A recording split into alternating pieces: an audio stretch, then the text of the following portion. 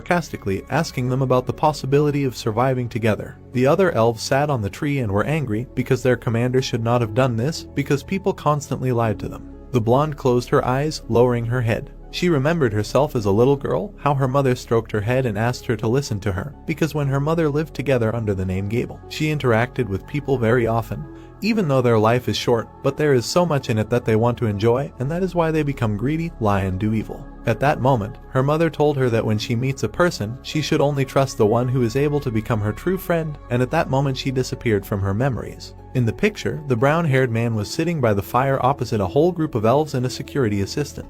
He stared at them through the light of the fire. The blonde calmly closed her eyes. A ray of light broke through the magic tree. She looked at the protagonist and said that she would not agree with him because she would only negotiate with someone who was considered her friend.